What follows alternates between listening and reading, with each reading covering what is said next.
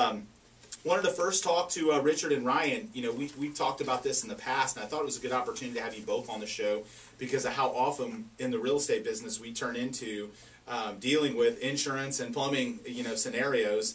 And one of the first things I wanted to talk about was how a plumbing issue can turn into a nightmare for a real estate sale and, for your homeowner's insurance. And Richard, you mentioned, now Citizens doing the 30 years Right. instead of the 50 for the 4 points. A lot of plumbing issues can blow someone's home sale up. Well, and Citizens has been trying, for a long time to slow down the number of policies that they're bringing in because they don't want to be the number one insurer in the state of Florida, which they've kind of turned out to be.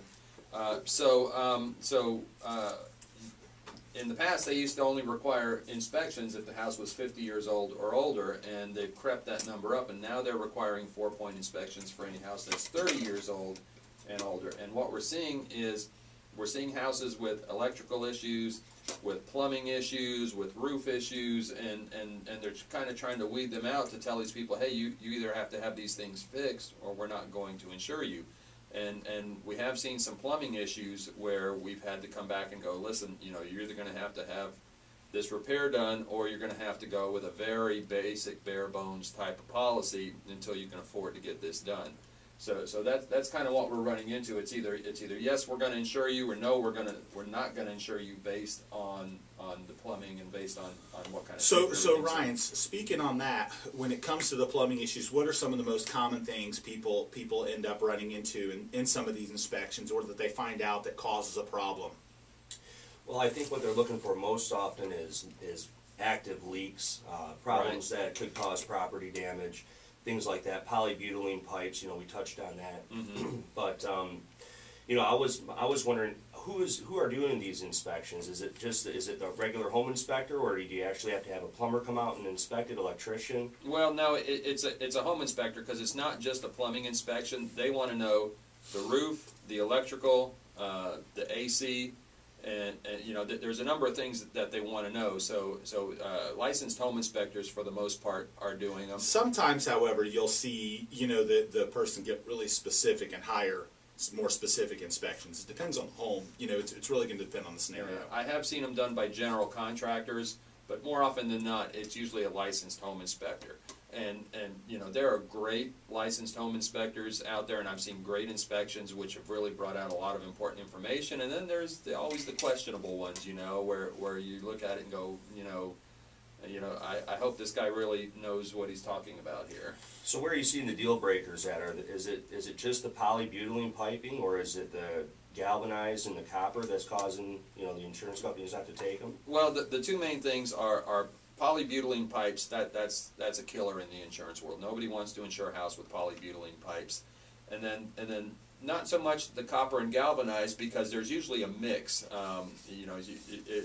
The inspections will usually say a mix of galvanized and PVC.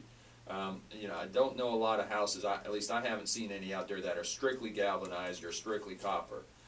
But when it comes to that, they're looking for active problems, active leaks, active signs of wear. There's a phrase that a lot of inspectors like to use, that it's at the end of its useful life.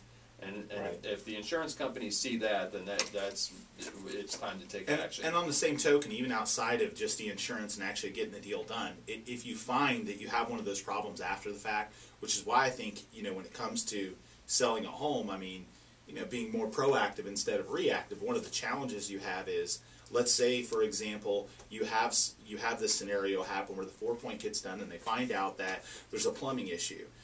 The buyer naturally is going to attempt to leverage that into a greater cost than if the homeowner would have known about it and taken care of it up front. If they'd have called, if they'd have went to TampaPlumber.net and they'd used your cool little tool where they can find out all the stuff that's wrong, which is really cool. If you ever have a plumbing problem, I love the tool. It's really unique for the industry.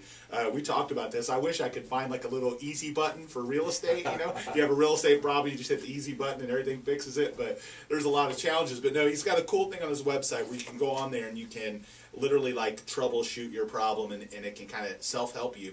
But on that same token, though, the buyer's going to leverage that into more money, into a more expensive repair than if you'd have had to do it up front, you know. And so it's why I constantly am telling people, you know, be proactive about it. If you think there's a chance that you've got a plumbing problem, you probably do if you're telling me that at the table when we're talking about listing the home. You know? Well, how about like with galvanized piping, for instance, the water quality and the water pressure is diminished a lot of the times. Right. So how, from a seller's perspective, or if you're trying to sell a house, how much does that affect it when they're doing a walkthrough and they see rusty water? You know, I would say to the majority of home buyers, it probably doesn't have a lot of impact. To someone who's dealt with that before, that repair expense before, they're probably going to look for it and they're going to find value in it. Like, for example, we've had homeowners and then rehabbers that we worked with that have gone through and done, you know, the replacement of all that. And while they may not get dollar for dollar on that return, it's going to prevent a sale from falling apart. It's going to prevent an issue from happening later on, and it's going to give them peace of mind. And the buyer feels better about it knowing that.